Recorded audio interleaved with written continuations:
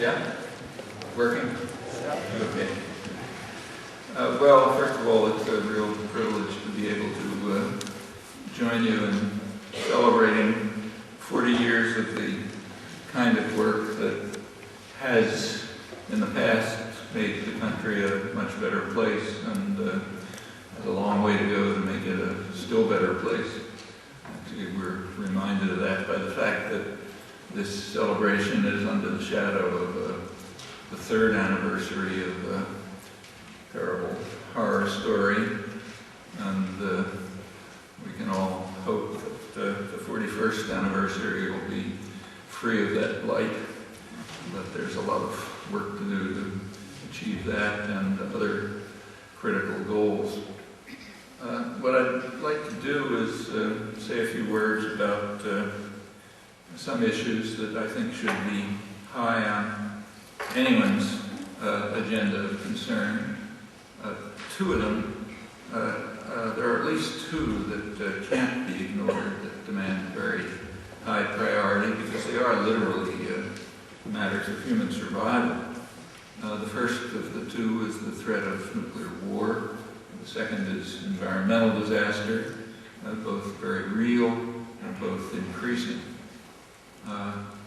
Respected strategic analysts are insistently attempting, and without too much success, unfortunately, to draw public attention to the increasing threat of nuclear war.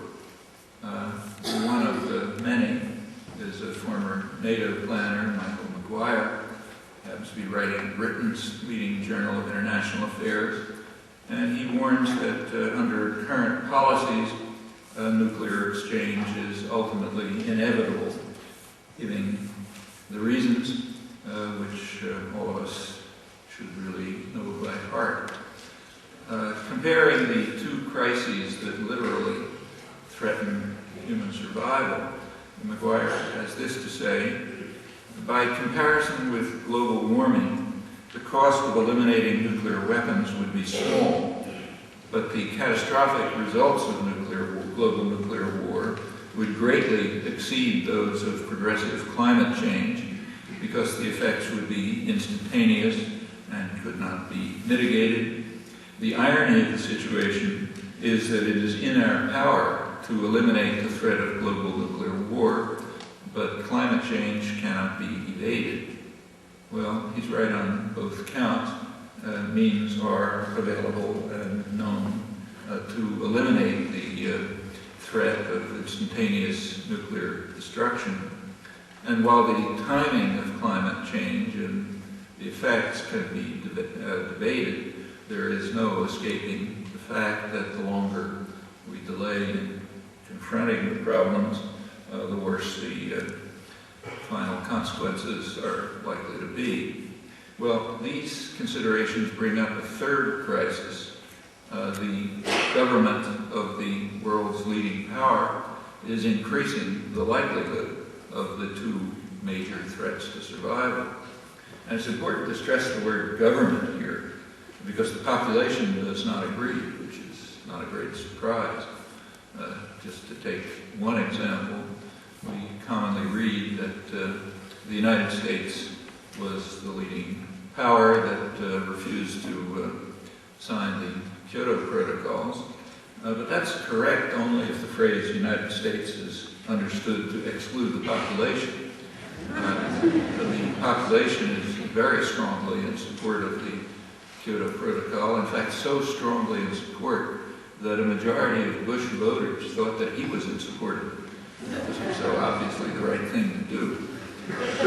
More generally, the voters in the last election were seriously deluded about the positions of the candidates in the political parties, and not because of lack of interest or mental incapacity, but because elections are carefully arranged and structured to yield that result. Well, issues like these, and there are many of them, bring up a fourth crisis, one that should deeply concern us, and that is the decline of functioning democracy in the United States, which is very notable. The technical term for it. It's called the democratic deficit. And we only use that talking about bad guys, but it happens to apply very dramatically right here. Just time to talk about it, maybe. But the important point is that overcoming the democratic deficit is the key to addressing the other three major crises that I mentioned, and plenty of others. And it's undoubtedly within our power to do that. I'll return to some simple steps at the end.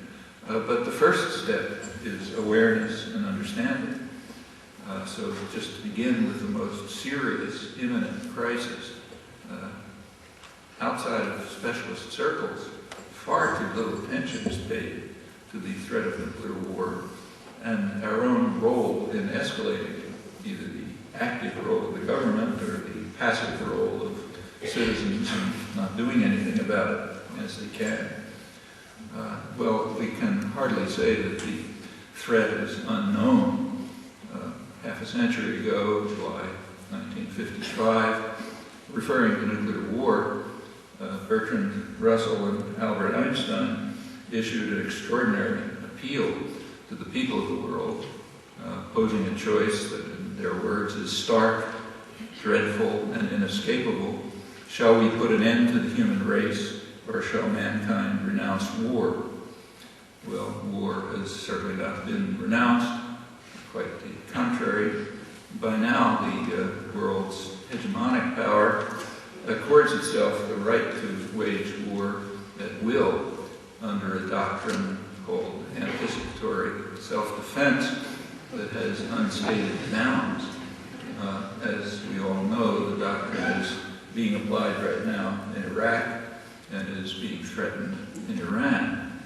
The U.S. is backed in this stance by the spear carrier for Pax Americana. That's McGuire's term for Blair's written writing in the Royal Institute Journal.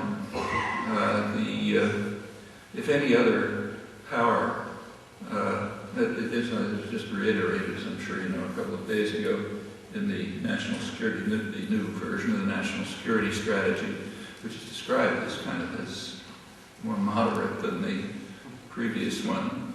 Well, if it's moderate, it's worth bearing in mind that if any other power declared such a doctrine, they would be instantly demonized as a pariah state, probably compared to the Nazis. They would be subjected to severe sanctions, probably even worse. But the deeply rooted imperial mentality in Western culture prevents perception of what that means. And that's another crisis, this one a cultural and moral crisis, not just here, but in the West generally, which has to be overcome. And that's another hard and long